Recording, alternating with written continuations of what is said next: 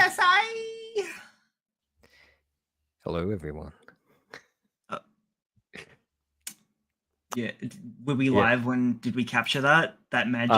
I think we just missed it. Well.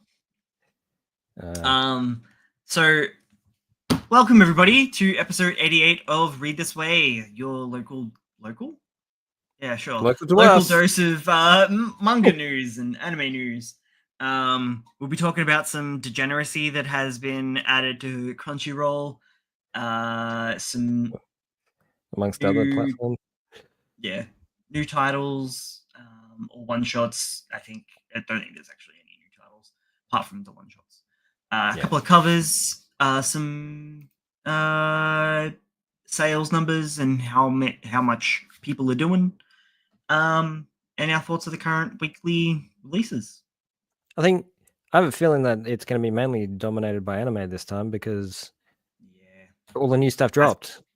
That's pretty much what we've both been kind of doing. I have been catching up on Shoujo Next though. I'm like maybe 5 chapters behind now.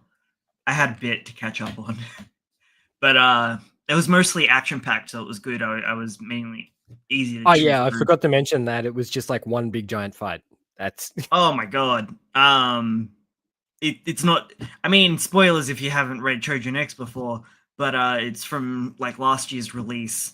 I didn't really remember BB, and so I came back into it where she was talking to Higurashi in the tower, and the like stereotypical like long-haired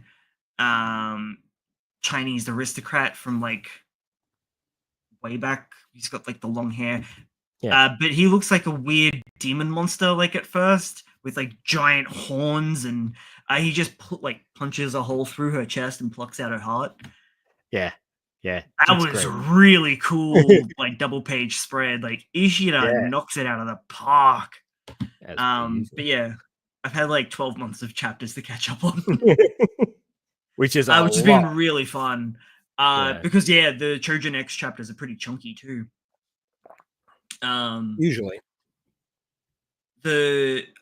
I forgot how much fun he has playing with the power system. That does really feel like an evolution off the back of Tokyo Ghoul. Like it feels. It's basically a successor too. Like same but different. I think the themes are quite different, and I feel like he's maintained his MC's well, we've humanity got kind of three in this one as well. Yeah, technically there's. I mean, not as much as I would hoped, but like Tokyo is definitely the main with Ellie and Higurashi. I'm pretty sure it's Higurashi, isn't it? Something very close if it's not. It's got a H. Starts with a H. Metal guy. Change man. Well, so fun. They just dropped some major lore that could be interesting if true. Oh man, so much lore. So those from now onwards, everything gets turned upside down like 6 times. So good luck. Oh, cool. Awesome. And the most recent one just destroys everything. All right. You're gonna love it. You're gonna love it. I am. Alrighty.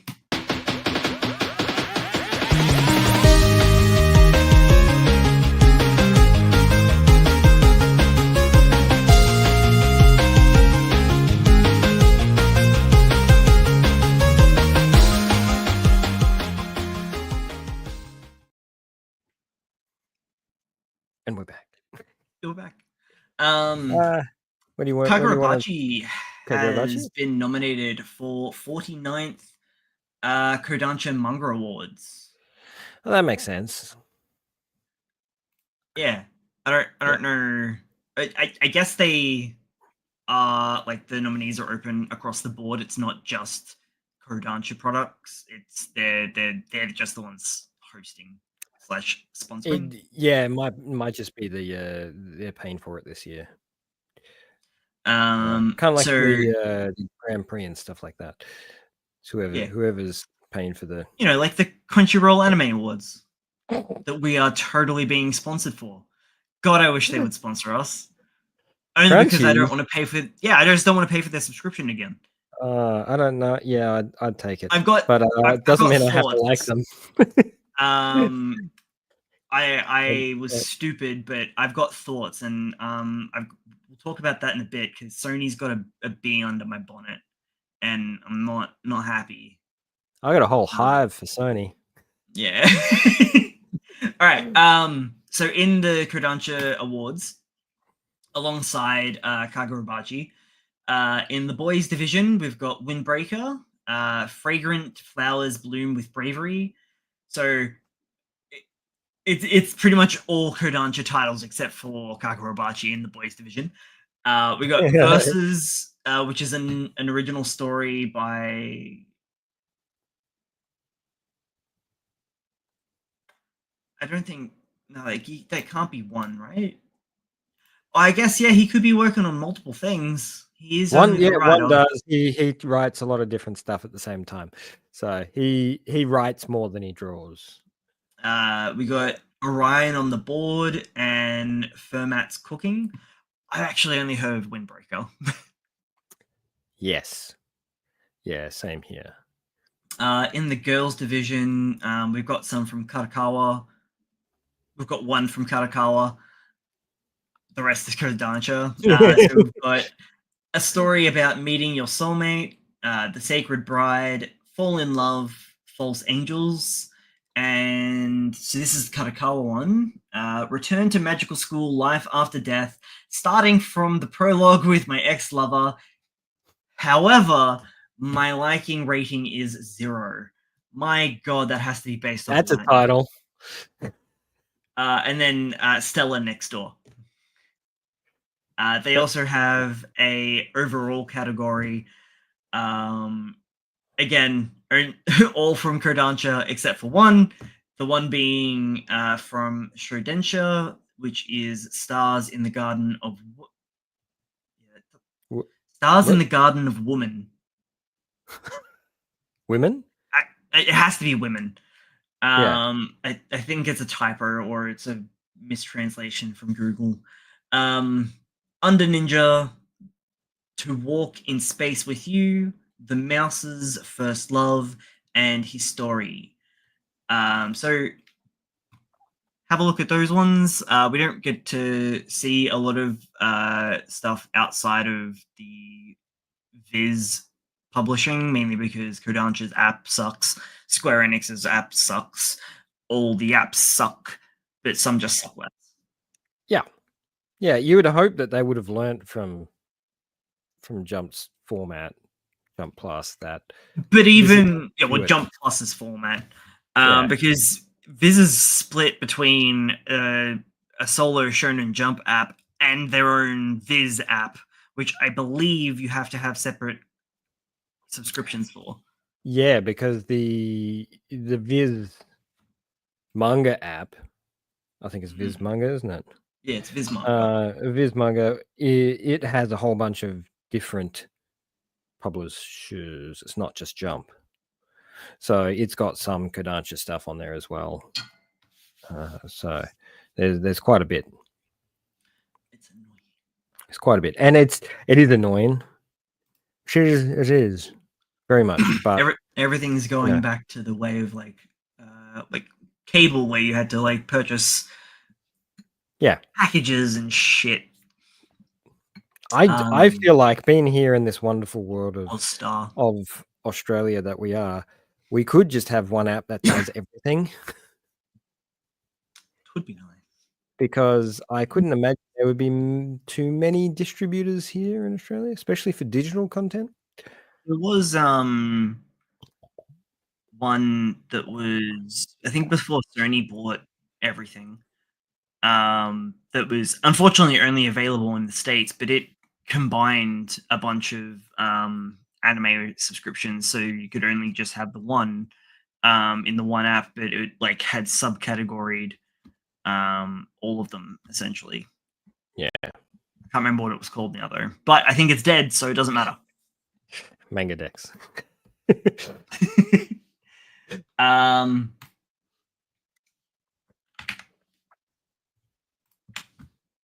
There it is. So sad news out of the way. There's a few Jump Plus titles ending. We've got Runaway Darling, which is one of the titles that has made me reconsider my stance on me having dyslexia, because I always see it as Runaway Darling. I'm like, yep, cool. Definitely in denial. Here I was thinking that you were just going to say something wonderfully profound about the title. Nope, it's just that it reminds you that you're a little bit dyslexic. Yeah. I'm like super in denial about it. And it's the one that constantly reminds me. But it's ending only after 19 chapters. I feel like that one's an axe. Does sound very much like an axe. Suruko Returns the Favor will also be ending in 2 more chapters, with chapter 39 on Jump Plus. It's this one. That's a reasonable run. It must have picked really up again in the teens. Oh yeah. Kawaii. Yeah, that's what. So the art about 4 volumes. Clean. And we also have. I don't think it's hard. So the pictures that we usually get are the tank covers, not the covers that I've been seeing on Jump Plus for like months now. Yeah. Especially for ones that I haven't been reading. So I don't remember seeing this one either. This one's called Deep Rapture. It's ending with chapter 28. So we've got another couple of chapters of that as well. Come on, open up. This one. Okay. Oh, I think I remember seeing that. It's a Jump Plus too. All of these ones were Jump Plus. Okay. Into some better news. The late Akira Toriyama, along with Toyotaro, with the Dragon Ball Super manga, has reached 12 million copies in circulation with 24 volumes. That's a lot of comics. Mm-hmm. It's a mad looking cover. Is that Piccolo? Is Piccolo yellow now? No. Oh, maybe. I don't know. They keep changing color. Chained Soldier has reached 5.5 million copies in circulation with only 18 volumes. And we know exactly why that is. It's because of the plot. It's because of the plot. Sure. Oh, that hurts. That image. What? Sorry. What? No. Nothing about it does. Oh, that leg. Look at it. Look at it. We Never Learn has reached was it 27? No, 4.7 million copies with 21 volumes in circulation. And that one's completed now as well. Oh yeah, that finished up recently. He did a little extra, didn't he? Yeah, he did the returning chapter to do like a bit of cross-pollination between his new manga, which I thought I did have big numbers for as well, but I've lost it. I could have just been talking about the previous work. And did you read any of the Dragon Quest Adventures of Dai? No. I was never really a Dragon Quest person. I played one of the games, and I watched the animated, like the 3D animated movie they released a few years back. That was quite good.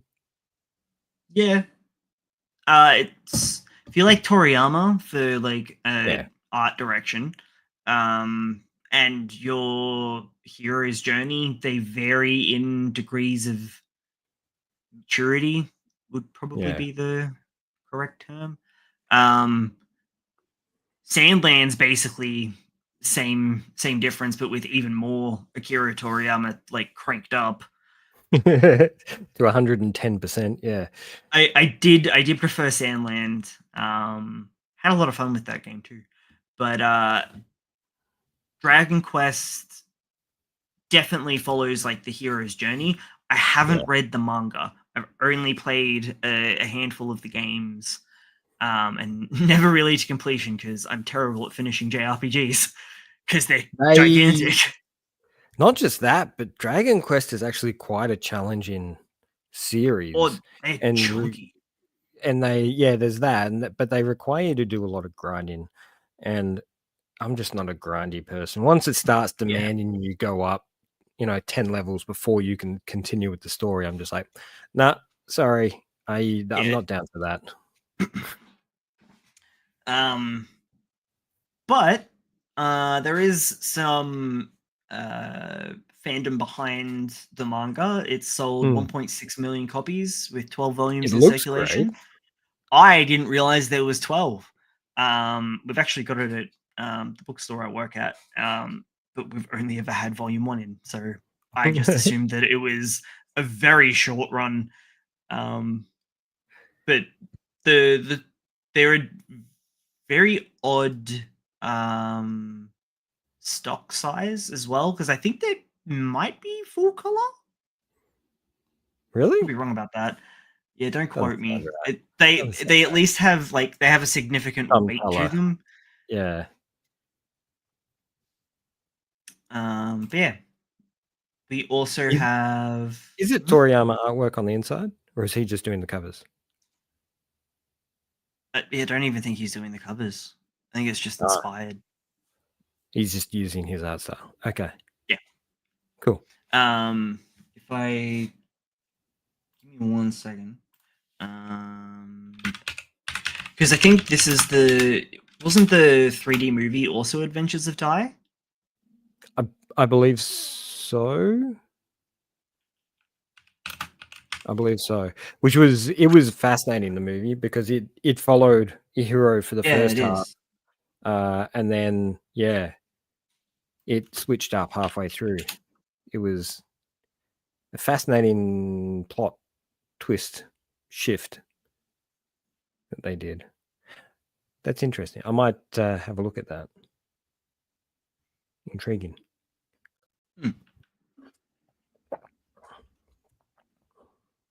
Yeah. No, they did. Yeah, he didn't have any hand in it.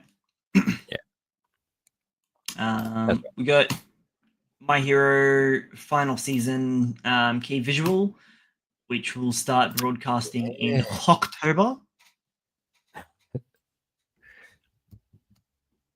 Nice.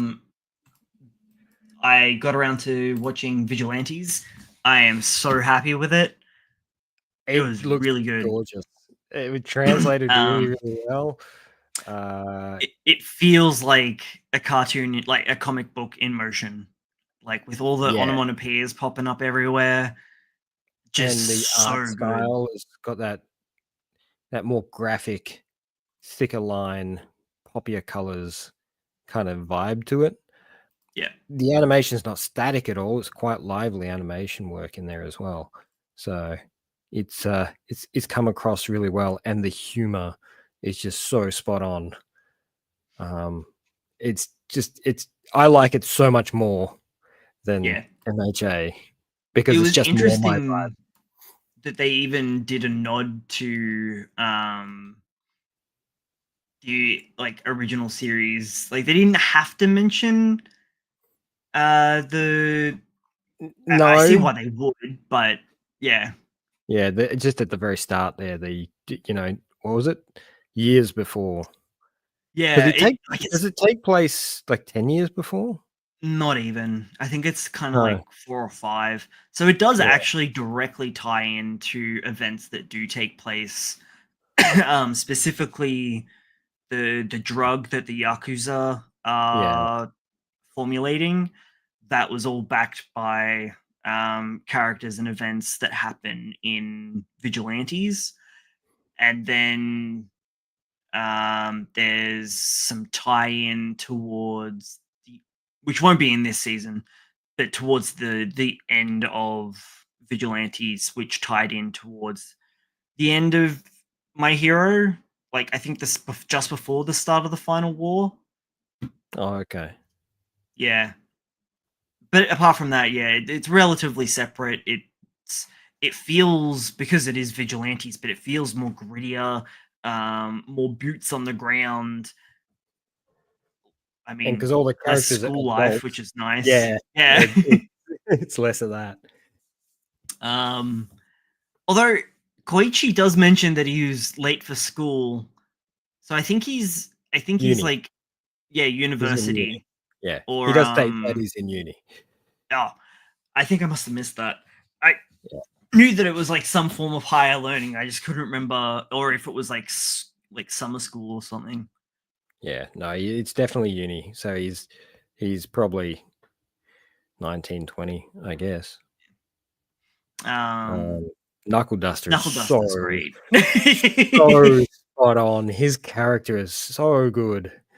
Yeah. A lot of fun. He reminds me a lot of I think it's Mad Cat from Batman. Yeah. I don't know. Yeah, no.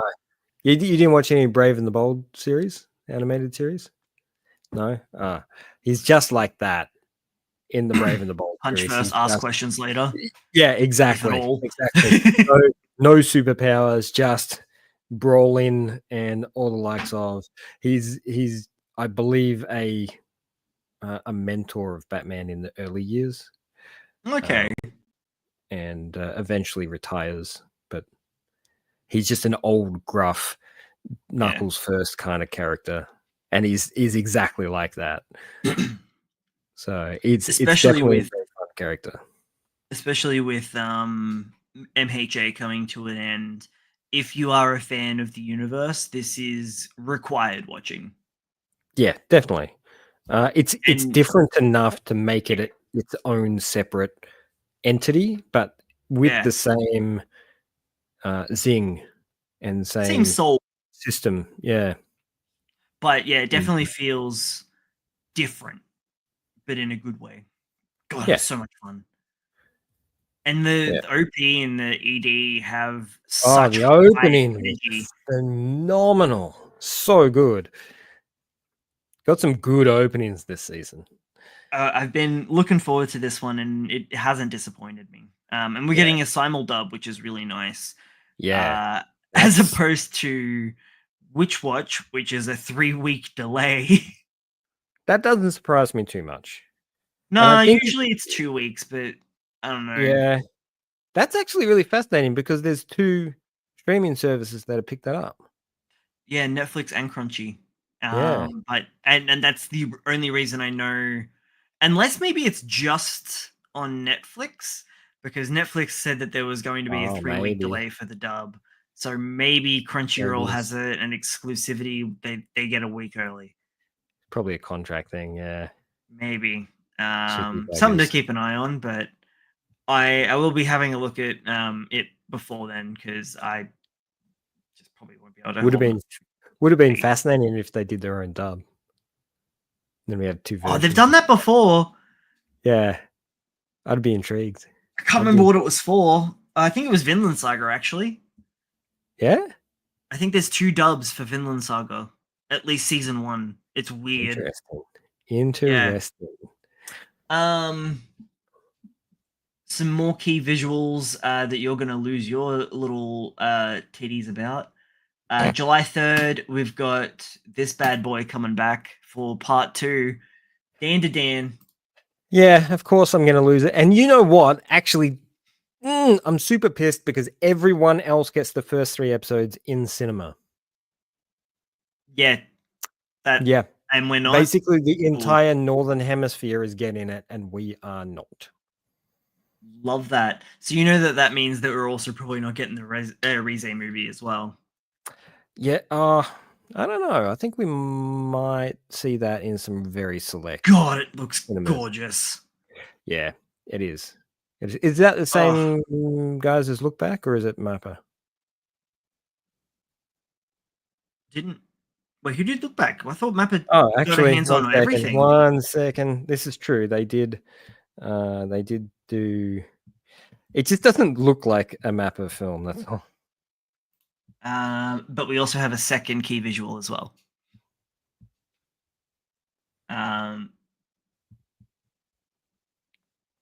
Ooh, man! So I hope they roll these out as posters because I could do with these posters.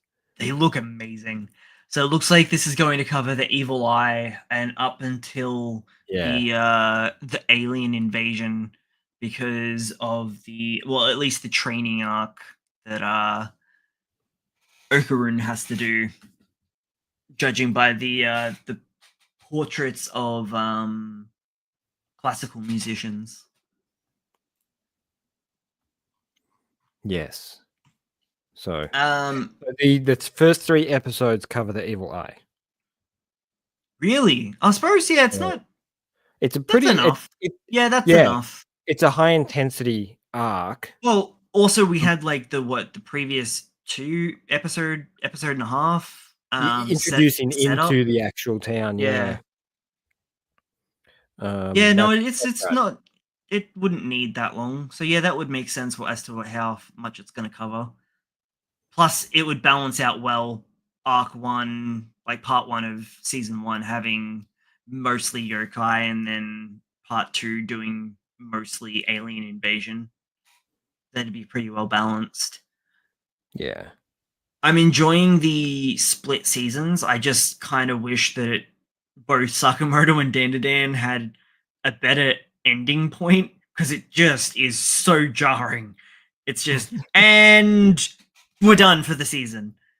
But it's not. It's not 6 months season. Later. We keep talking about this, but it's not the season. That's not a season. It's a season break. No. The season break, but it's not a season. That's not what I'm saying. No, it's not the end of season 1. It's the end of Dandadan for the season of anime. Okay. Does that make sense? Am I making sense?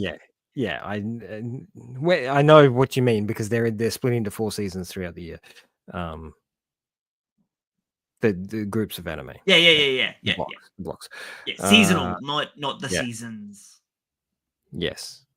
Anyway, well, okay. Sorry. On a side note, Studio Durian was the studio that did Look Back. That's right. And key persons in that studio are producer Nagano Yuki, who is a producer from Bones, and he was a producer on Space Dandy and the first season of Mob Psycho 100, which would explain why it looks so goddamn good. So it's understandable why that's a when, like, this studio has been started in 2017. Yet they haven't done anything. Like, they haven't done much at all. But the people in the studio are phenomenal. Like, they have worked on some absolutely magic stuff. They've done PVs, music videos, and Look Back was their only actual anime that they've done so far. So it's going to be that these guys are going to be something to look forward to in the future. Doesn't look like they're on anything at the moment. Quick little segment after the anime key visuals. We've got the actual cover for Jump magazine and all the color inserts for the upcoming next one. So this will be celebrating the return of the anime and its new time slot, which the king is back. Has shifted from 9 a.m. to 11 p.m. So people are expecting a bit more of a darker turn for this season, and the content that it'll be covering.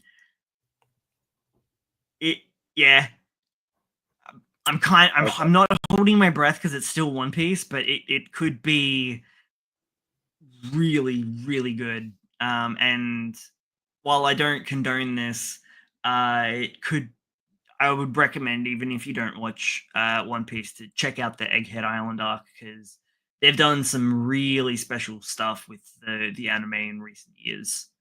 Yeah. Its style has grown so much over the years. And I think over the past 4 or 5 years, they've really pulled in some very big powerhouse animators to really start taking on these projects. And I think have they been giving it a bit more sort of breathing room? Is it every week all year long, or is it? Well, for the first time ever, it had a 6-month break. Yeah. So it's just been every technically week. The first season of One Piece ended with episode 1149.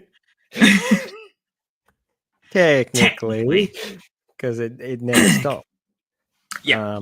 Which is mind-boggling. Oh yeah, especially with the quality bump that Wano had. It baffled me that they managed to keep that up, that quality. It's because they would have done it in advance. Oh yeah, for sure. They would have a buffer, especially now that they had that hiatus. Yeah. Yeah, they definitely would have been working that whole time. In that hiatus. Oh yeah. That buffer again. They've probably run out of buffer and they've just gone, no, we've got to do something about this. A special illustration that wasn't done by Oda to celebrate the return of the anime. Sorry, it's 11:15, but still, that's a really late time slot for One Piece. But people will still be waiting up and watching it. Akane Banashi. Oh man, I almost called it Kagurabachi. Close. Which is not the right title. Slightly different titles. Oh man. Chapter 153, so it's going along strong. Wow. Really? Right? Yeah. I don't think I've read it since chapter 50. I know I got significantly longer into it than you did, but I don't remember where I got up to. I reckon you got I also dropped off after me. Yeah. And then it just started feeling a bit samey. I don't recognize this one. This is Chikuwaga Okakoto. It's on its 19th issue chapter. Oh, is this a first volume or? No, I think this is just in the Japanese one that we possibly don't get. Oh, it's just a little poster. This is all the full color color pages for that jump cover that I showed you before. Yep. And Ultimate Exorcist Kiyoshi is the How you been going with that? Which is probably my new favorite of the newbies. Yeah. What is it, like chapter 38 now? 39. I'm about dropped today. The other day. So I'm 9 chapters behind then. So I'm just at the start of the invasion. I thought that would be a good place to kind of put it on pause while I some really nice ramped up on Trojan. I read the first couple. So like the gates open and all the demons are coming out.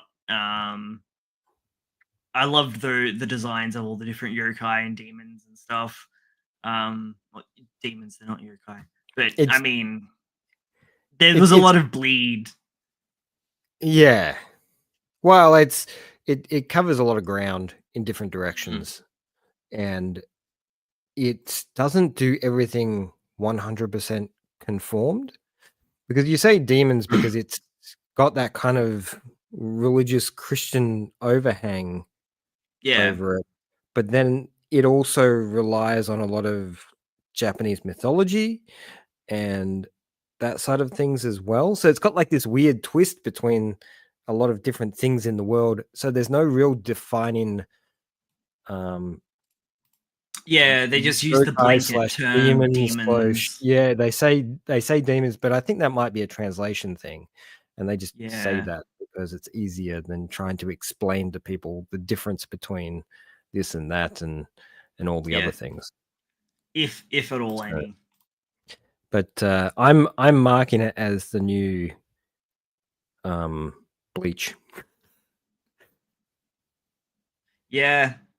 It's got, I know it's sort of Oda inspired visuals, and I'd say it's closer to like a Soul Eater, so like a Fire Force Soul Eater. Even a bit more Blue Exorcist. Over Bleach. Oh no, see, Bleach and Blue Exorcist are a bit more serious than they are. Whereas this has got a little bit of goof in it. Yeah, got a little bit of goof. This has a significant amount of goof. Just almost due constantly. To the MC, even it's when like straight deadpan face.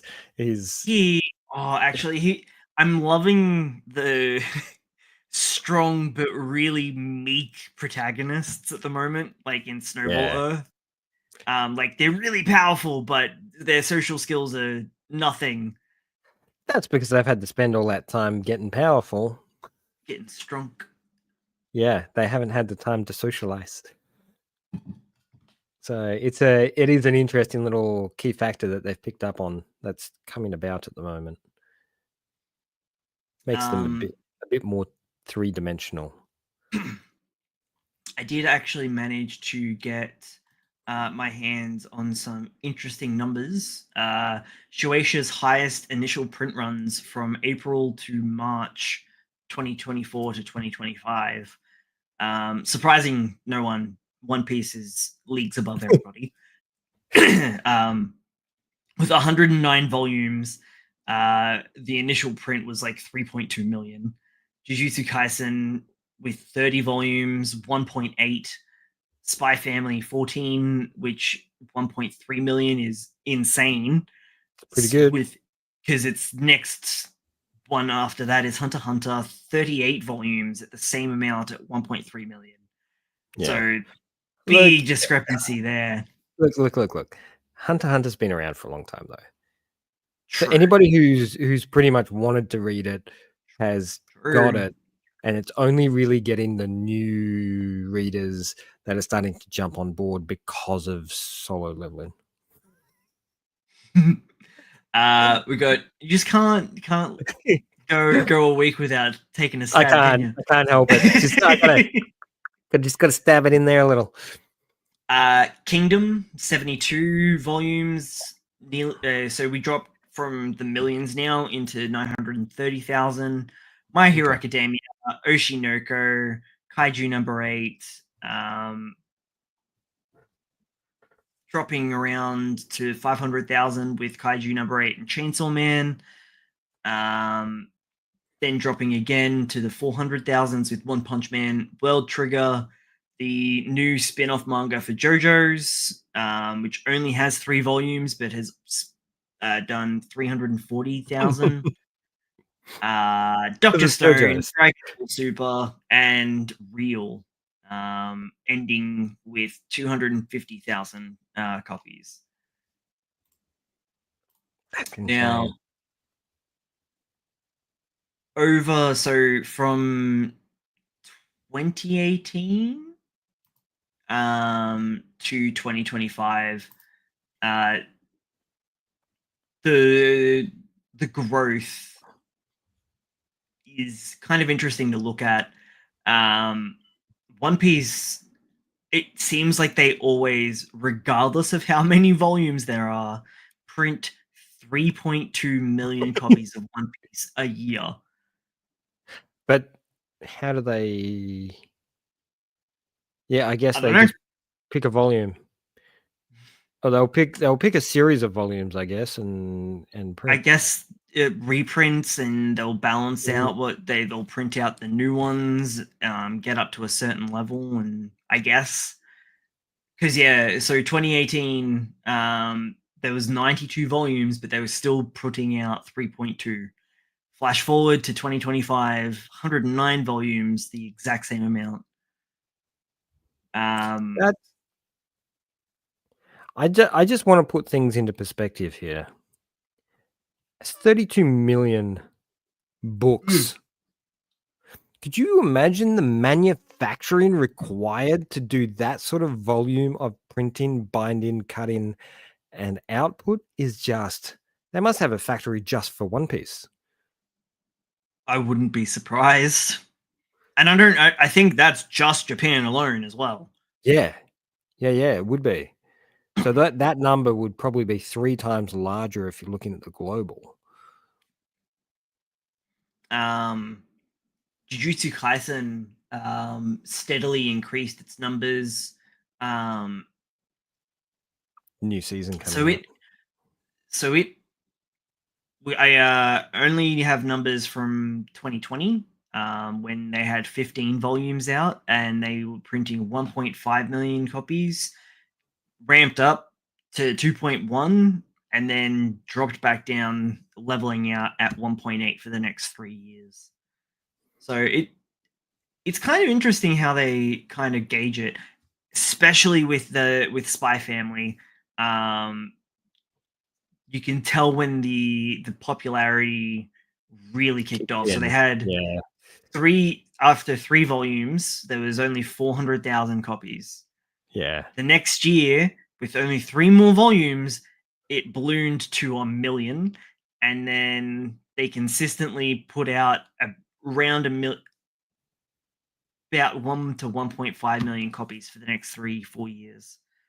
Yeah. Some good numbers. Hunter x Hunter, printing 1.3 million consistently for the last 3 years. I'd like to run the numbers from when it began.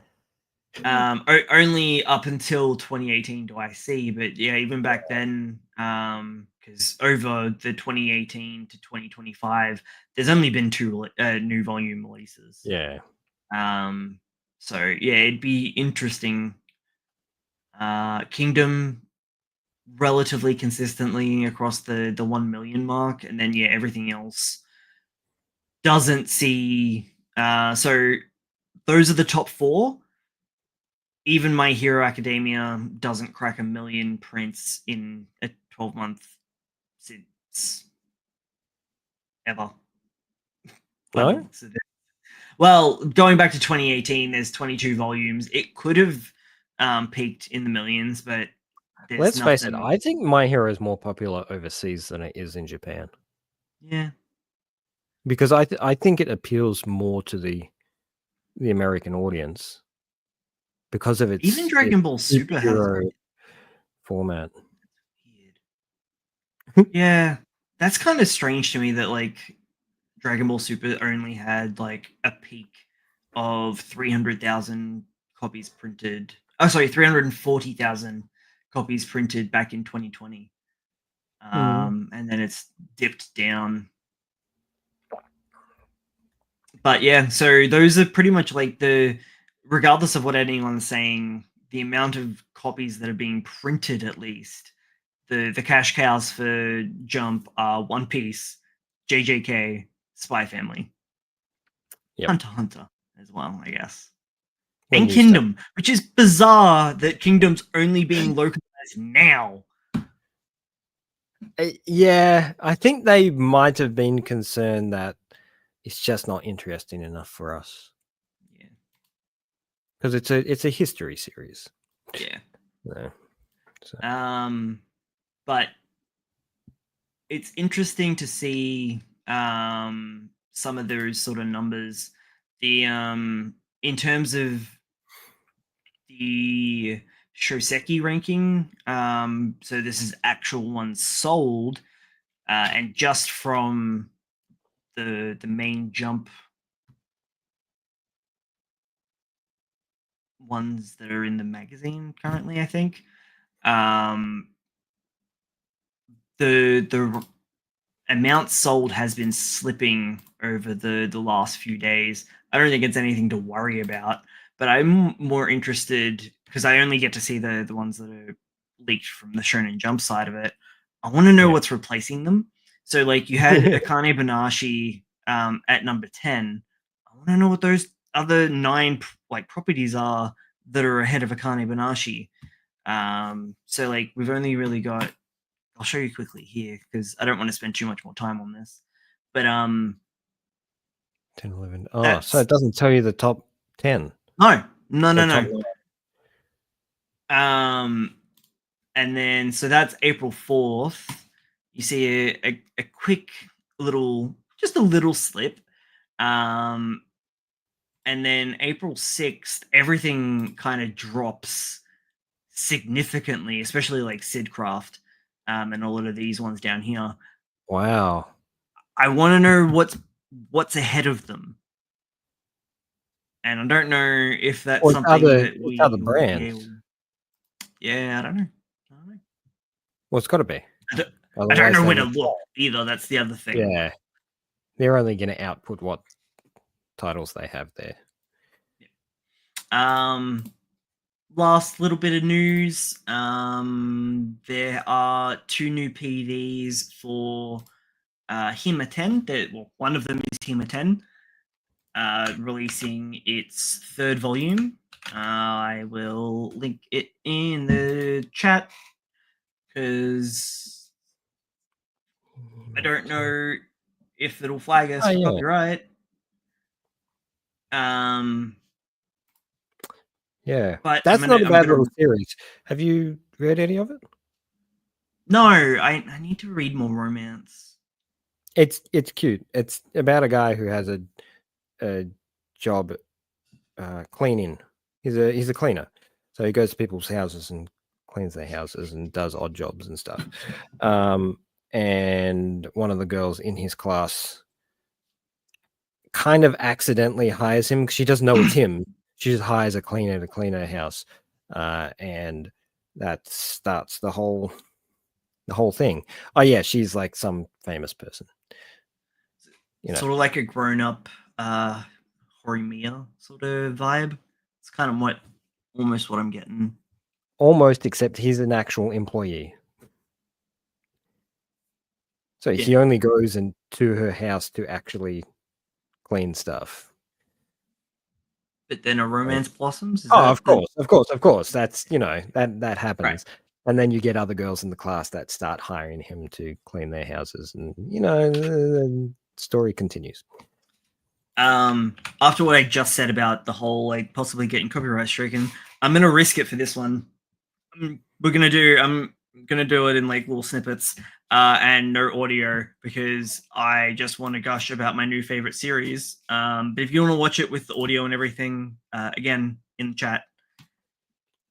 Centuria, man. I love it so much. We've got the 4th volume. Oh, it's got audio. So it's got its 4th volume, and I just want it to succeed so bad. I feel like it's definitely picked up since the support from the other mangakas. Yeah. It's definitely picked up a lot of readers. So it's at 93K views. I reckon it was sitting at around the 25 to 30. Oh, really? Cool. Yeah. So it's jumped up quite a lot. Yeah. A bit more reassurance. Because it and Mad are my front runners. Yeah. Look, I know Mad's picked up a bit of pace as well, and that's done that by itself. Look at this. This is beautiful. Yeah. It's some gorgeous work. And the story is unique. And the characters are unique and the setting's unique. It's a good mix of all sorts of things. Are you caught up? Almost. Almost. We're getting some like cooler sort of like power battles happening. Yeah. At the moment now, like it feels like everything's really solidified. Some cool stuff's being revealed, and it's smashing the toys together now. Yeah. Yeah, they're setting the field. Well, they've set the field. Now it's time to. Oh, those covers are gorgeous. I love this series so much. And it depicts the series so well. Instead of being a super flashy graphical cover, it's gritty. Yeah. It's dark. I wonder if I can. Is it English translated yet? Not yet. Not oh yet? well, yeah, no tunks yet. Yeah. Trust me, I'm checking almost weekly. Is it there yet? Is it there yet? Is it there yet? Oh,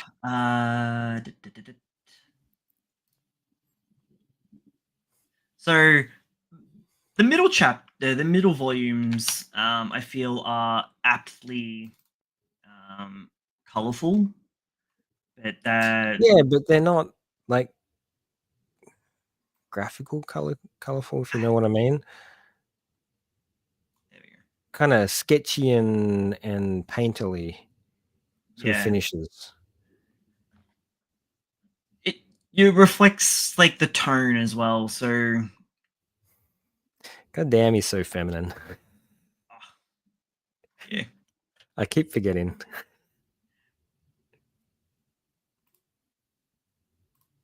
Yeah, that's pretty much it for news. And all the behind the scenes sort of stuff that I wanted to talk about. Do you want to jump straight into what's left anime wise? What's new? Oh, hang on. Wait, no, sorry, I lied. Me and Roboco will be publishing an extra chapter. You don't care.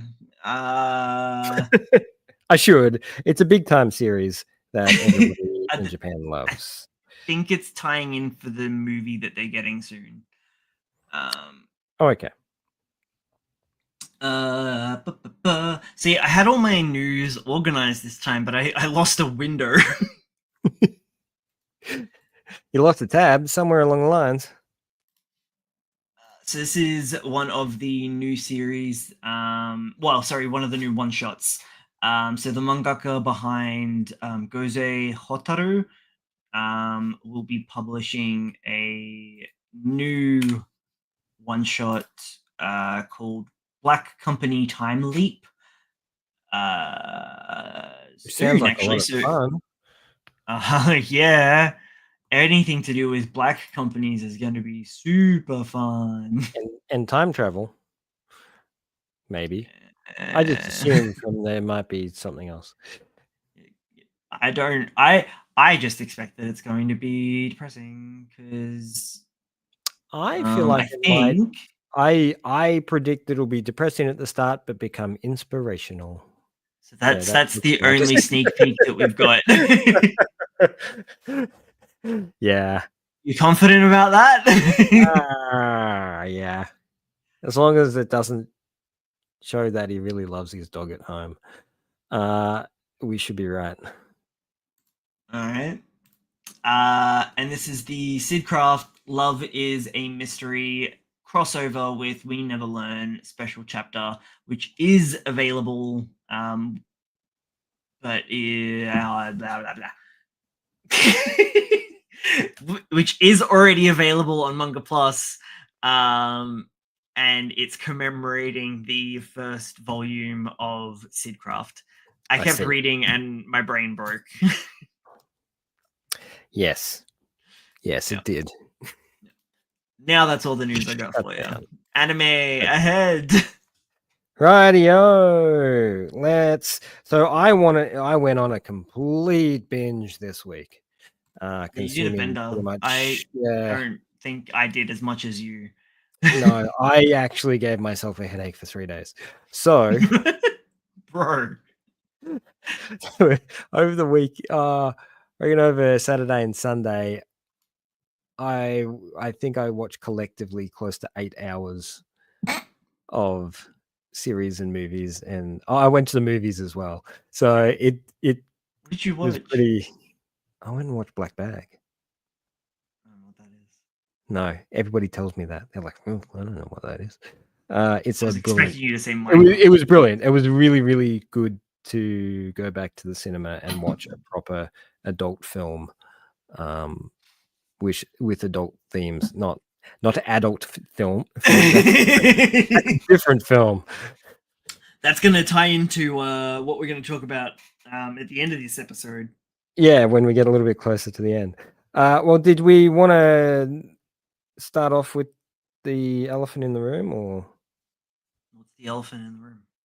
DMC? Oh yeah, sure. So I'm not.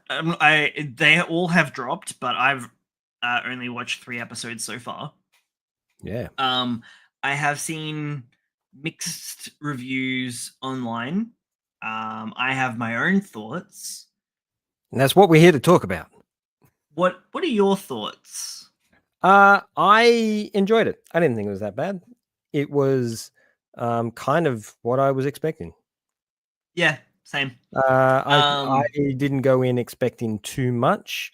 I know that Studio Mia are a good animation company that come to the table when it comes to good.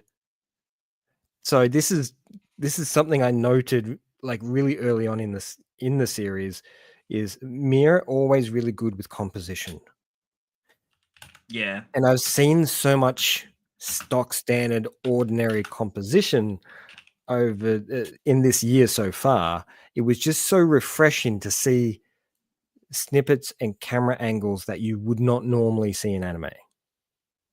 And this is the studio that's behind Avatar, the animation, right? Yes. Yeah. Korra specifically. So it's a American written produced series, but actually made in Korea. Korea, yeah. Yeah. Yeah.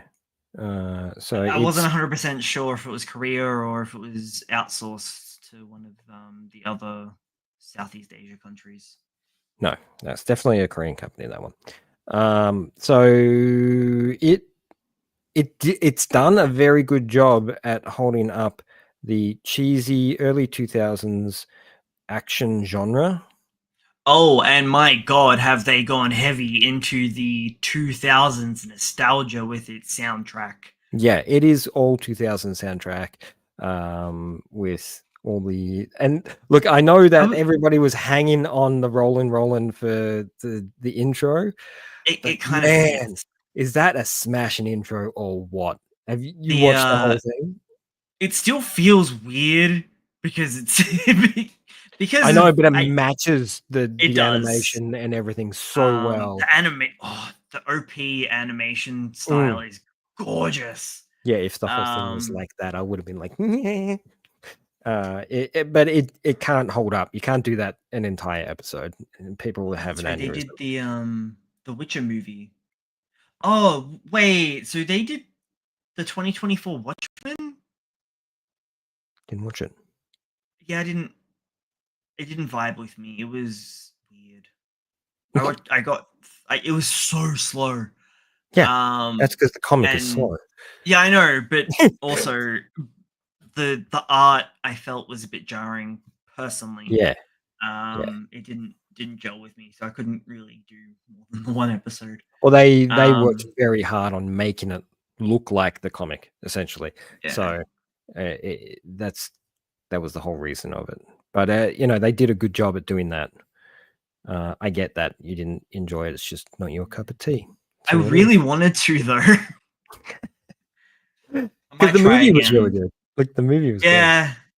So, yeah. Maybe it gets better. Yeah. So it just not be for me.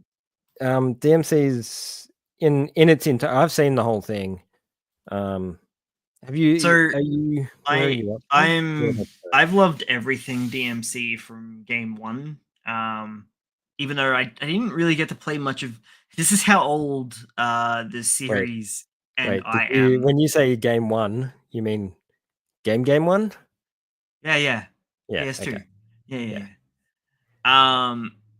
I okay, so I first played DMC renting it from Blockbuster. Yeah. The same with number 2. I only got to play all of number 2 once they had the HD remake, because I never got to own it. Yeah. And I got to play number 1 on PS. I ended up owning that. Digressing. I even loved the DMC reboot by Ninja Theory that everybody hated, because it was really cool. Yeah, nobody asked for it, but it was still really cool. And they Nobody dived asked into a for the lot more of. original one, so True. Yeah, actually, I did really enjoy the little other Capcom nods that first episode is so chock full of Capcom nods. Even episode 3, there's like a little Mega Man in the van. Enzo references Raccoon City, which is really funny if you know the origin of DMC. Because DMC was originally a Resident Evil game, Resident Evil 4, and got so far off the rails that they were like, well, this is still good, but we still need to make a Resident Evil game. And that's why Dante and Leon look so remarkably similar, because they're the same character, just palette swapped essentially. Just a little. And wisecracking ramped up to 11, which yeah. brings me into my response to the negatives that I've seen online, which people are basically just saying that Dante in this version is just Deadpool, where I would disagree on 2 points.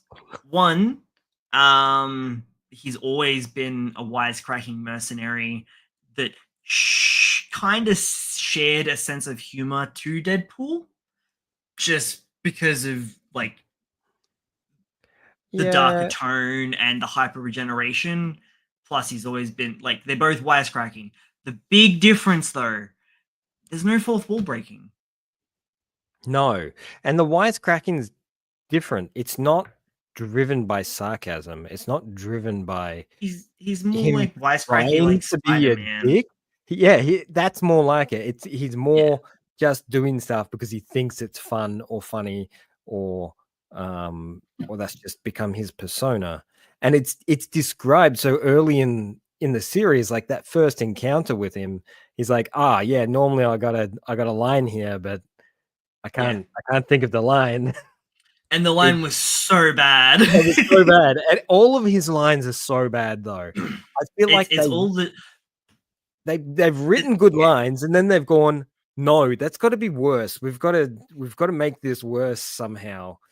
How can we make this a 90s pun? It's always meant to be super cheesy, but his confidence and delivery make it work. Yeah.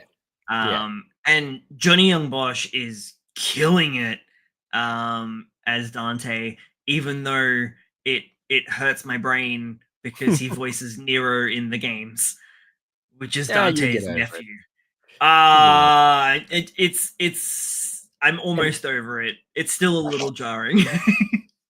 But he's doing a really good job.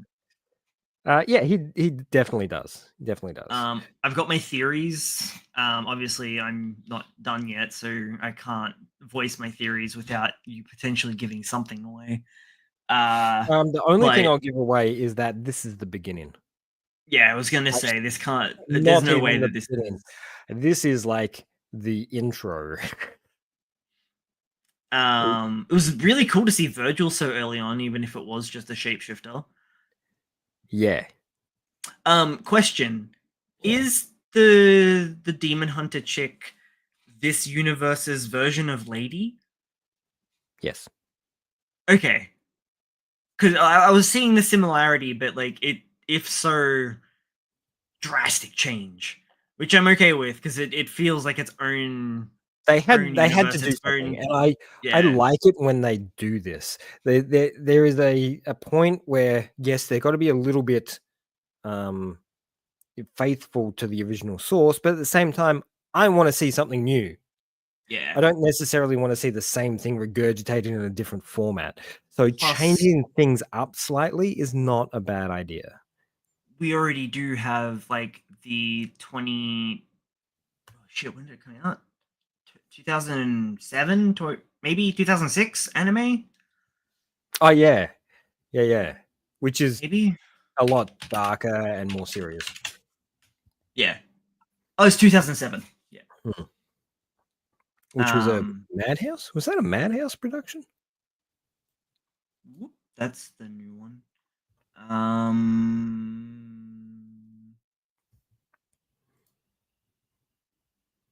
Sorry, I sidetracked you. You did. Yeah, it was. Yeah, cool. It definitely gives me Madhouse vibes, the visual style. Yeah. So yeah. So continue watching. Everybody else out there should also watch it because it's just fun. It's just stupid fun. And take it for what it is. So as I've explained to a few people, I enjoyed it very much. I will admit that I enjoyed Castlevania more. Okay. But I think that's because there's more of it. And the stories, character, and world of Castlevania felt more compact and easier to explain, I guess. Whereas the DMC world seems to be a lot more complex in its rollout. The camera work, the timing, the animation, the action, all feels perfect. It feels like it should be there. So it's not trying to be anything outrageous or over the top. So it looks like they're also drawing from novels and manga, which I didn't realize that there really? was. There you go. Yeah, so Enzo is. So I actually thought he was a reference to Bayonetta, because they also have some pretty heavy ties as well. But no, he is solely a character from the novels and manga for there you go. So there's a bit of kind of taking everything and mushing it together and making their own thing, which is great. I like that. The only thing that really kind of annoyed me about the series was the extensive use of 3D. I can see where it's used, and I like where it's been used. I feel like because I just saw it in the car chase scene. Yeah, that's where it first. That I was okay with. Yeah, I was like, yeah, I know. As soon as I saw the demons full 3D, I'm just like, oh man, that hurts. Like they could have had so much character and depth to them. Even though it is still noticeable, I feel like they made the right choice for what they used the 3D on. The demons, they didn't. You can tell they didn't necessarily do it for cost cutting. They did it for maybe a little bit.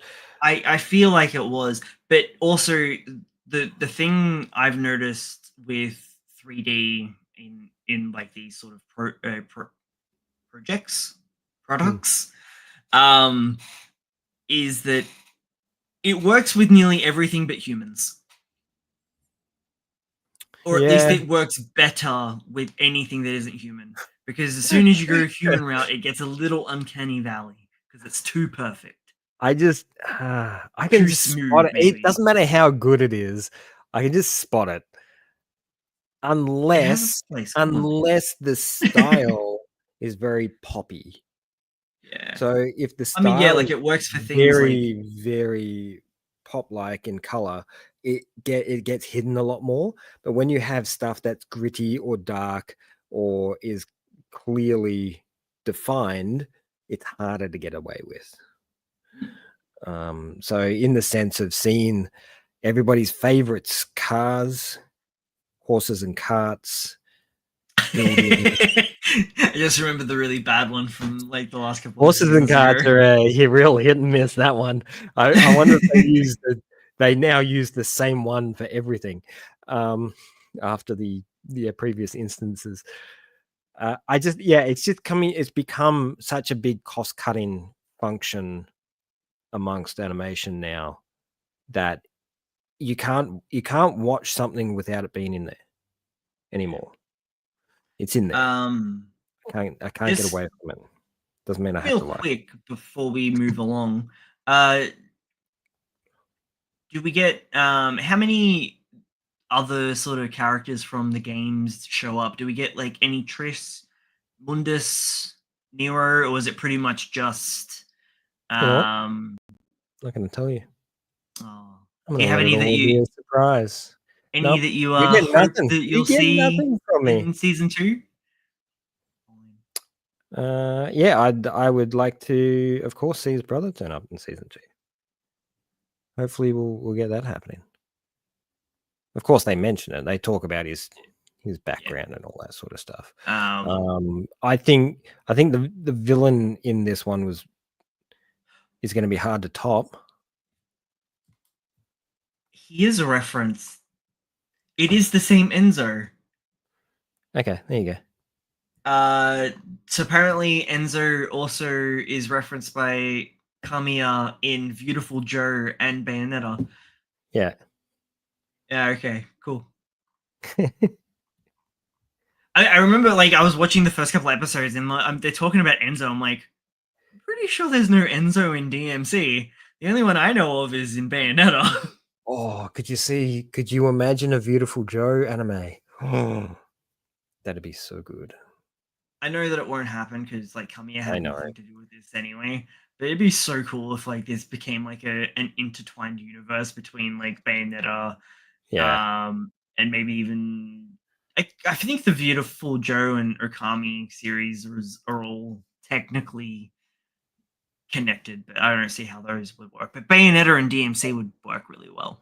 Yeah, and the Bayonetta film was really good. Did you watch the film? Yeah, it does a good job. Yeah, I enjoyed it. I just really like the game, so it kind of yeah, I know. There were some moments where I'm like, yeah, okay. you got to understand, it's two mediums. I know. Mediums. There's only so much they can do. There was also like a lot cut, but also it's a video game versus the movie. Yeah. So. Anyway, continue. Right. Let's talk about some somewhat surprising stuff that I've seen this season so far. So I've been scouring through all the junk that's floating around, as well as all the amazing stuff that's been hitting. Well, you also said that the discourse around the beginning after the end is a little bit blown out of proportion. Well, we've only had one episode. Yeah. So people, you just thought that people would jump into conclusions, yeah? I think, or maybe jumping the goat just a little bit. I think people are just hitting it too hard because this season is so stellar. It's the only one that's come out with flaws. Yeah, it's not amazing. It's just doing its thing, but it's not blowing people away like they wanted. Exactly right. Exactly. There's also another Mushoku Tensei light that looks kind of like Temu Mushoku Tensei. Of course there will be. There'll always be the Becoming the Strongest Swordman from Boonies or something like that. No, that's completely different. And I'm going to talk about that right now because this is the one that has connected with me on a personal level more so than anything else. So because it's a middle-aged character. Yes, that's exactly why. It looks like you're following along Paul. Like it looks like Paul from Mushoku Tensei, like but out of shape. No, it's not Paul. It's Paul reincarnated. It's like opposite of Paul. That horny bastard. No, so it's okay. So let's talk about the old country bumpkin is a sword master. I think is the title. It could be something else. It's something similar to that. So I picked this thing up because I'm just like, oh, what other junk are we got going on at the moment? And I'm just like, this might be interesting. Is it another isekai? No, it's not another isekai. This is just a straight up fantasy series. Most likely to turn into some kind of harem story, which is predictable. But I like the idea behind it. So here's the concept of the show, right? There's a guy in a small town who teaches kids how to use the sword. Now, in his early 20s, he became the sword master in the village. Okay. So his father retired and he took over the position, teaching all the children. Cut to, they don't actually specifically say his age, but I'm assuming either late 30s or early 40s, one or the other. Starting to grey. Yeah, he's got a bit of grey in his hair, and he's resigned to the fact that he's going to be nothing more than a teacher in a small village, and he's happy with that. You know, he is super chill. He's like the most chill character on the screen at the moment, and he is happily teaching kids how to use the sword. Loves it. Meanwhile, his dad is hounding the crap out of him to have grandkids. I want grandkids, right? And, you know, while he's hassling him over dinner, knock on the door, and lo and behold, you have girl with white hair turns up. Not even a character. Don't know the names. Yeah, girl with white hair, girl with red hair. You're pretty predictable standards. And she's like, oh, I became the commander of the elite squad for the capital city in the major city. And she's like, and he's like, oh wow, that's amazing. That's super wonderful. And she's like, yes, and I've managed to convince them to draft you to teach the rest of the soldiers. And he's like, what the hell? Why did you do that? and he's like, oh well, I'll just not go. And she's like, well, you can't, because they will execute you for not turning up, because this is the king's order. Yeah, treason. She's like, yeah, she's like roped him in, and if he doesn't go, it's treason. So he ends up forcefully having to go to teach these other soldiers how to use the sword. Now, we're not talking about kids learning how to, 10-year-olds learning how to use the sword. These are like 18-year-old elite soldiers that think they're the absolute bee's knees, the cream of the crop. So you kind of know where this direction's heading. So they take him into the city, and they introduce him to the other soldiers. And one of the soldiers is like, well, I don't want to, learn the sword from some douchebag from in the middle of nowhere who doesn't know crap, and challenges him to a fight. And so the old fella's like, well, okay, I guess we have to do this. Try to take it easy on me. Must. Try to take it easy on me, young fella. And of course, the young guy goes completely bananas on him and tries to take him out. But the dude's been using the sword for like 30 years. Longer than this dude's been alive. Yeah. Except because he's been living in this small town, he's unaware of his actual abilities. Yeah. So he is so chill about the whole thing and the whole scenario, and they have no clue that this guy is just flat out just using his head when he's sword fighting. Whereas the others are just like going over the top, doing these crazy moves and all this sort of stuff. He's like, oh, well, I just hit you in the head with the butt of my handle. It's like this great scene where the guy's coming in like full swing, overhead swing, and he just blocks it. And instead of like swinging the sword away, he just turns the sword up and just smacks him in the face with the handle. And the guy's just like, what the hell was that move? And the pommel. Yes, thank you. Sorry. The bottom of the sword. Excuse me. Actually. So I know this is a very standard kind of show. There's nothing groundbreaking here. I just relate to the character really well. Bit I think harem-y, or it will be. He is so it's a bit rough in the sense that the girls that are chasing him are his ex-students. Even though they are now older, like early 20s, kind of older, he's still, their teacher. He's also older. Yeah, and he only sees them as kids. So it's a bit awkward for him, whereas they're in the prime of their life, refreshing. and they have him up on a pedestal as being this great, amazing person, and they absolutely adore him. And he's just he's not unaware of it. He's just uncomfortable about the whole idea. So it'll be interesting to see where it goes. I hope he maintains his goofy, aloof kind of personality, because I think that's what makes the show so far. So I'll continue to watch because it's fun. I like what it. else you got for me? I've got Uma Musume. One second. There's more to the title. Saw it. Cinderella Ash. So Uma Musume is you remember a few years ago there was an anime about some girls that had horse features that did horse racing.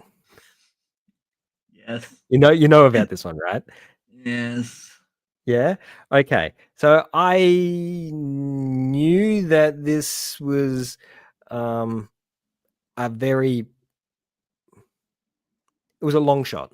I didn't know whether I was going to enjoy it or not. I knew that the original series had some really, really beautiful animation in it.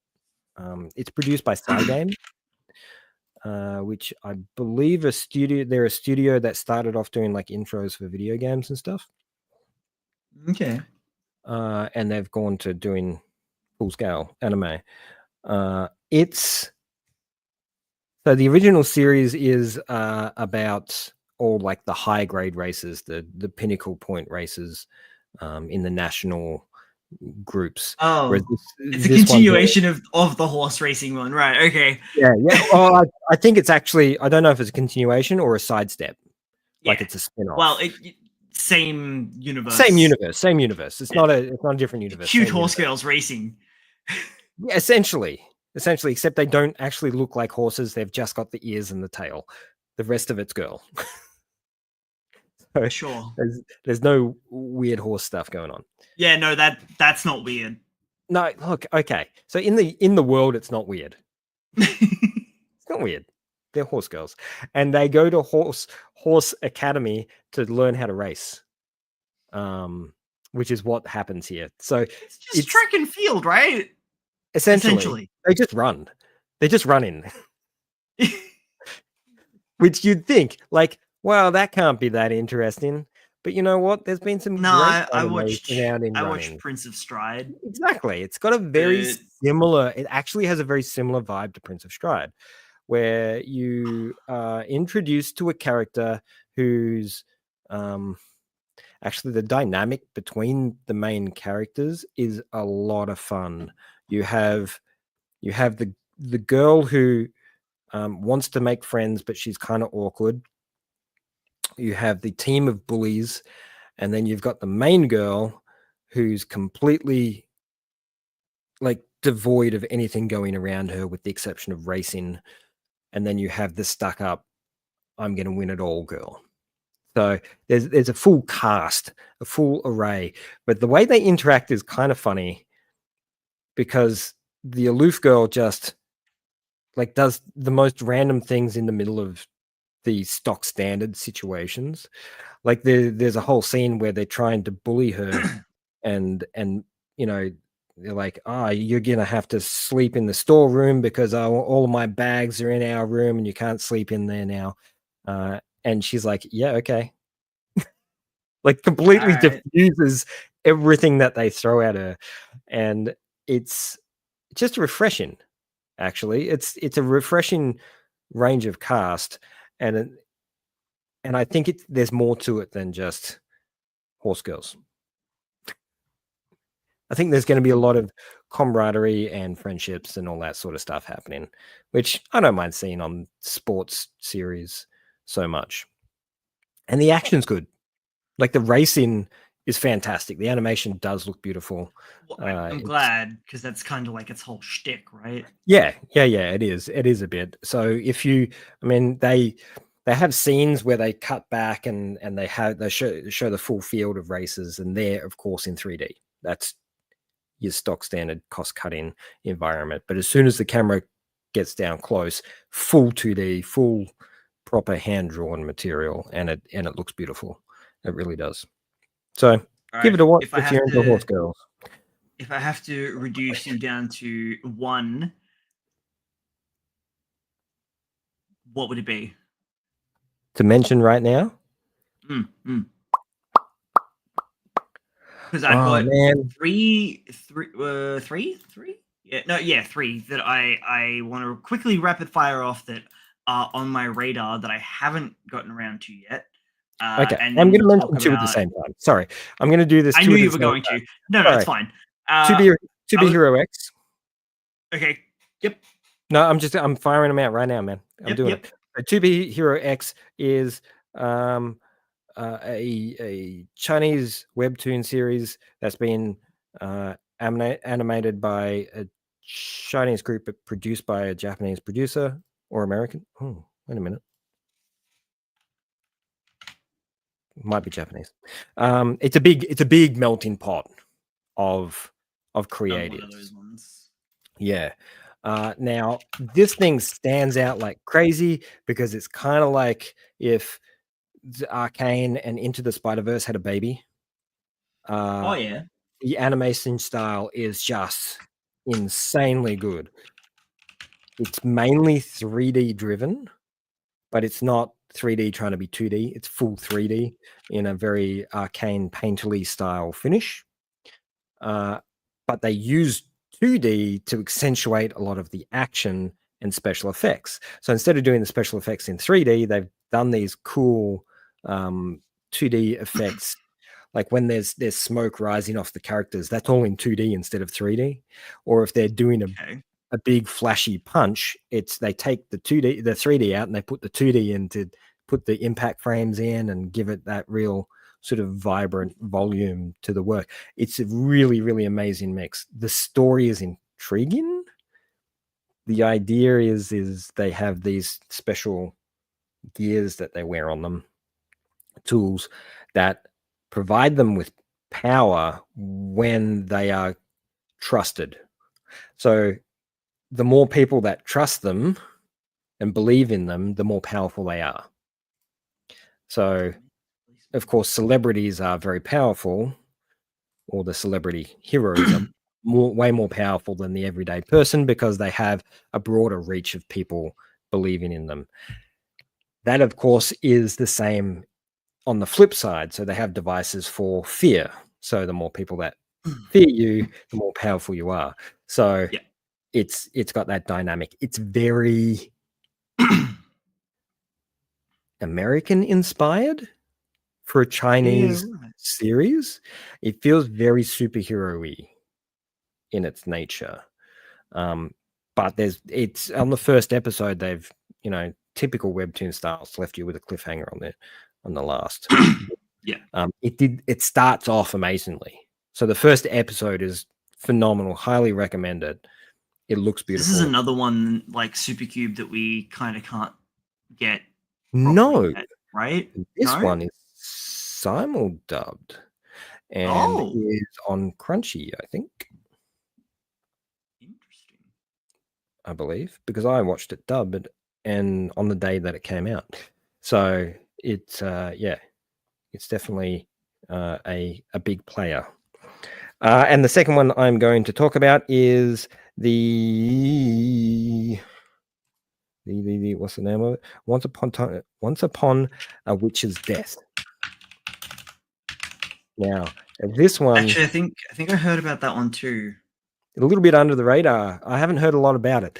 It is definitely Ghibli inspired. It's about a girl who is told on her 16th birthday that she's going to die in a year because she's got a curse. She was cursed when she was a baby, and her carer had not informed her until she thought she was ready to accept that. So she's got 1 year to find the solution to stop this curse from killing her. Oh yeah, it's quite beautiful. The animation's got that real sort of almost bubbly sort of style to it. Very loose. The main character's a lot of fun. She swings between goofy and heartwarming quite well. And you can tell that the old witch is very, very Ghibli. She's like got the Ghibli costume and the whole thing. So it's one to watch out for. I know that there is. I think there is one that has some Ghibli alums working on it this season. So I'm wondering if it actually is this one. No, there is a movie coming out. Okay. Yeah. That's what I heard about recently.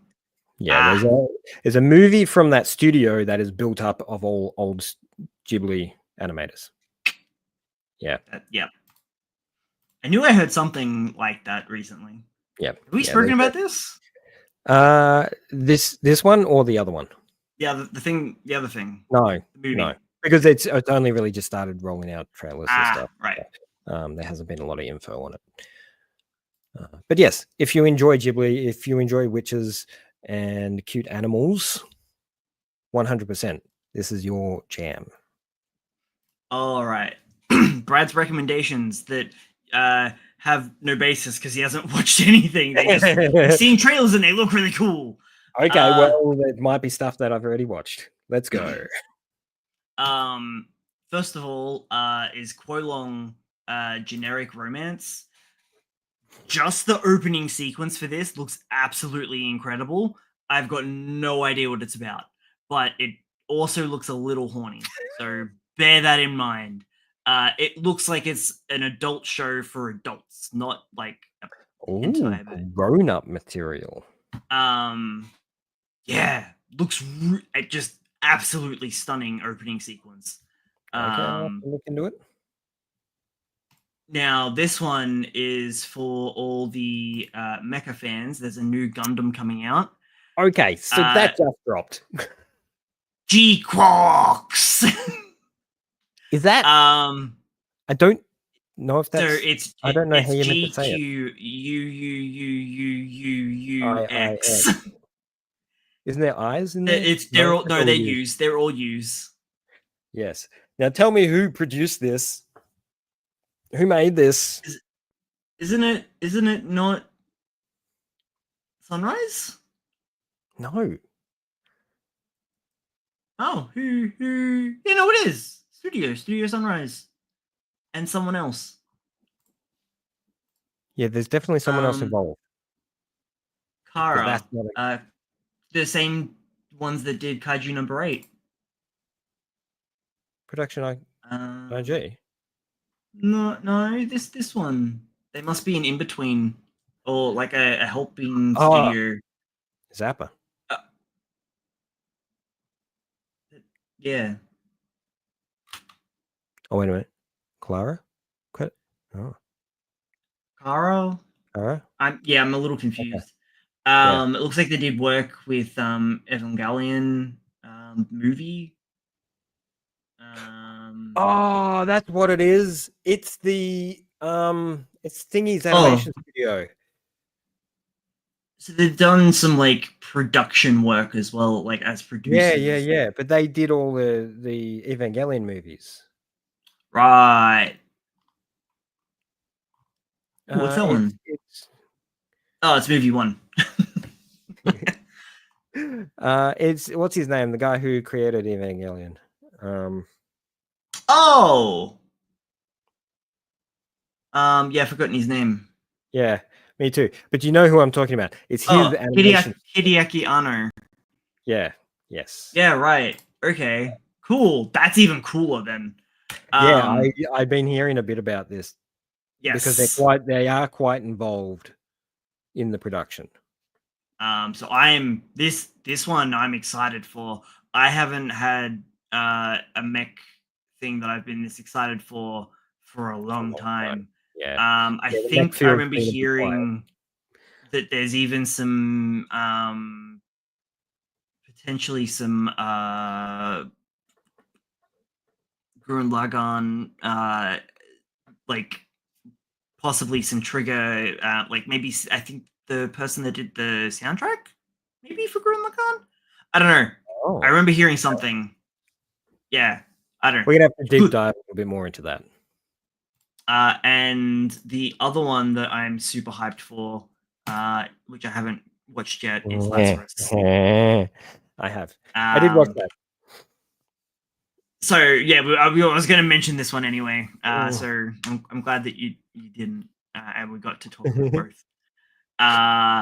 So this is Watanabe's new baby, the guy who brought you Bebop and Champloo, among other things. Yes. And who's it being produced by? Oh man, I don't remember. It's made by Mappa, being produced by Adult Swim, isn't it? Yes. Aren't they?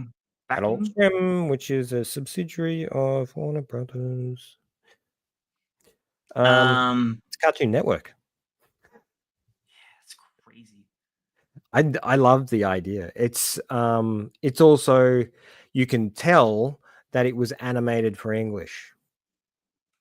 So when you see the mouths moving, it is clearly being driven from an English perspective as opposed to a Japanese perspective, which I find rather fascinating. Similar to, I would assume, what they did with The Great Pretender. Yeah. Yes. Which I still need to finish. And Super Crooks. Which I still need to watch. You will love Super Crooks. I know you will. Yeah, it was great. It was good. Great, good. I mean, it's hard to kind of gauge. It's I know it's first episode. Kind of like Carol and Tuesday was a bit of a slower burn. It's very Watanabe in the sense that it is going to be a bit more of a slow burn. I mean, it starts quite actiony. Animation's beautiful. What about the soundtrack? Soundtrack's great. Of course, you got to expect that. I do. I just wanted to hear it. Yeah. Sorry. The soundtrack is good. I'm going to give it a few more episodes before I start saying that it is a masterpiece or anything along the lines of. I think it's going to be good. But it's I don't just know whether it's going to be my favorite from the season. Yeah. I think it's just those really high expectations. I went into this thing thinking it was going to be an absolute winner, full stop, because the team behind it. So when I saw it being a somewhat slow burn episode, I'm just like, oh, it wasn't what I was expecting, but I don't know what I was expecting. Like it's very much like the first episode of Champloo. Yeah. Where it's got hints of action, but it's got also a lot of talking. All your character introductions as well. So it's like first episode, intros for everyone, but no backgrounds. Like you have no idea who anybody is at this point. Yeah, okay. That's all right. Which is good. That's fine. Yeah. Look, I'd be happy if they kept the whole series like that and don't tell you anything. Like my experience with Cabanari. It's kind of like what happened with that, not through design though. No, it's kind of like what with Akudama Drive. Like you don't get a lot. Yeah, that was a prime example of you don't have to give them everything. You can leave stuff in the shadows, and you don't need to have everything handed to you on a plate.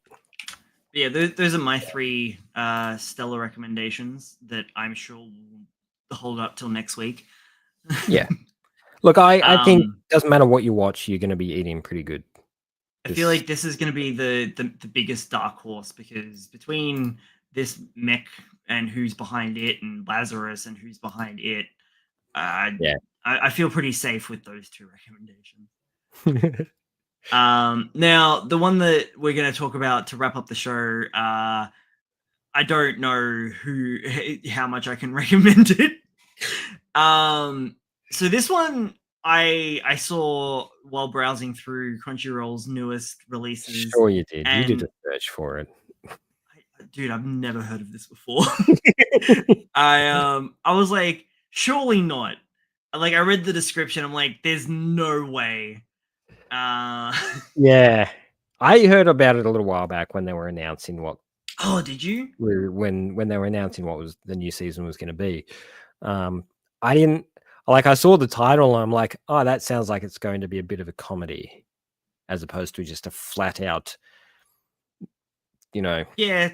Well, okay. So it's very ecchi. Can we call it ecchi if there's actual nudity though? Like, no, because ecchi is non-nude. Yeah, it's the like idea. The titties that have no nipples. No, it's just the flashing of the underwear and the cleavage and that sort of stuff. That's the ecchi stuff. No, because like DxD's ecchi, because you wouldn't call it hentai. Yeah, it is. Well, it's not hentai because it's not actual like sex. Yeah. It's just horny. It's somewhere in between. I wonder if they got a word for in between. Anyway, yeah, the semantics on friggin' a language that we don't speak. No, that's right. Which hentai means different over here, over there. Anyway, so the synopsis for the anime in question is called. Well, the anime is called "Please Put Them On," Takamine-san. The synopsis is student council president Takane Takamine is the highest caste. I don't know what that word is. At her school. Highest scoring. She's the best student. She's the duck, as they say. On the other hand, our main character, Koshi Shiratora, doesn't have many friends, or he isn't that smart. He's like he's your blank slate self-insert character. That all changes when Shiratora accidentally discovers Takamine has the ability to rewind time when she changes her lingerie. She traps Shiratora into being her closet and having fresh lingerie for her whenever she needs it. So far, this is one of the only mature titles that's been uncensored from get-go, released on Crunchyroll. It is actually pretty highly rated, with 4.3 stars, 7.2 thousand reviews. This is... It was really fun up until a point. So to be fair, first friggin' like 3 minutes you're seeing bare titties. Just fully warning you, first 5 minutes, the girl's doing a panty peel in the middle of classroom after her teacher gives her a 98 out of 100, and she loses her tits because it's not a perfect score, so she has to take off her underwear. But now, because main character boy accidentally peeked on her while she was getting changed, he remembers the previous timelines, and that's why she is now enlisted his help. But he denies her initially, and so she does bullies him. She bullies him. No, I'm gonna give it she full on false sexually accuses him. Yeah. Which was where it kind of got a little bit too much for me. But in saying that, even immediately afterwards was really funny again, because like everyone rushes in, pulls him off of her. The situation looks terrible for him, obviously, and they call the police immediately. The police get there within 5 seconds, and then everything just moves so quickly all of a sudden. Yeah, like it's a really funny show so far, and it's definitely obviously fully designed and marketed towards the male gaze. But yeah, I don't know who this is for or why it was made. It was made for horny teenagers. Yeah. Exactly who was animation wise, like it doesn't really like it's okay. Pretty when it needs to be, obviously. Yeah. And where they're putting all their attention is the smut. It looks look, the first thing I said when I saw it was generic. Relatively generic. It's very generic. Whether or not the actual source material is the same, I'm not 100% sure. This is a Square Enix backed project, though. Yeah. What were your thoughts? Because I watched it normally and I blitzed it through for you so we could talk about it today. Yeah. I watched it 2 times speed, which made it it made it even funnier, I think. It kind of did, yeah. But it also made like the scenes kind of like she's such a manipulator on such a grand scale. She's a bad person. Like, I can kind of see where she's coming from her perspective. He's the one in the wrong here. He perved on her, but I also can't get behind the manipulation. Like, he has a major superiority complex because of the power. Oh yeah. So, but also she's fully deluded. Like, she's like full on in that chuny delusion. And the title of the show, which is, so that's all because she manipulates him and forces him to basically grovel before her and make him put her underwear on. She doesn't need him to do that. She just forces him to do it because she's manipulating him so heavily. So even though it feels like it's obviously playing into a kink, but even though it is obviously designed and marketed for the male gaze, she's the one that has all the power in this. Yeah, definitely. And I will admit that as much as I laughed at it, I felt bad for laughing at it. Like, I shouldn't be laughing at this because the whole situation is so weird because they're in school for starters. Yeah. I don't know. The other thing is we have not. I think I'm finally starting to become an old man. Is another factor because of the amount of nudity and stuff, and they don't specify an age. It's just that they're at school. Yeah, it's hard to even take this somewhat seriously at all. So it's clearly going to be super popular because it's horny as hell. But I don't think there's enough like character. Like, you look back at as a one shot, I don't know where it can go from here apart from retreading the same ground over and over again. Yeah, exactly. I imagine it's meant to develop a romance story somewhere along the lines, but I hope so. But even then, like, granted, it's off a misunderstanding. I kind of, but like that's not a great basis for a relationship. No, but then again, it is fiction. Yes. Let's just be happy that no animals were harmed in the production. So I suppose this is like the equivalent of the smutty romance novels that I sell at work to all the women. Just with pictures. Yeah. Look, I had a fun time with it, but it was a lot. I couldn't even call it a guilty pleasure. Like, it had some really good moments in it, but that was mainly because the MC was a little bit quirky. Yeah, in some respects. and didn't necessarily behave like a normal MC does. And a lot of it's going to come down to a lot of it's going to be let's make the MC uncomfortable humor. So I don't know. Let's put him in as many awkward situations as possible, which are all going to be the exact same situations that are in every ecchi series that has ever existed. So I'm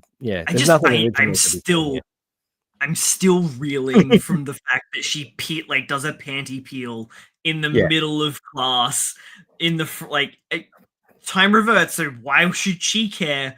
But in a timeline where she doesn't have the powers activate, she's just fully getting commando in class. I'm just completely confidence. Myself. She's got way too much confidence. It's insane. Yeah. Yes. And on that note, that panty peeling note. Join us next week for episode 89. Even more antics and whatever updates on this degeneracy that we've found. Yes. And if you like this, if you like us talking about degenerate programming, let us know in the comments down below, and we'll see what we can do. I guess. What else we can watch or read? That's been us for this episode. Make sure to like, follow, subscribe, notification bell, comment again, share us with your friends, put us on in the background, do all those fun things. I've been Brad. And I've been Logan. Make sure you wash your rice.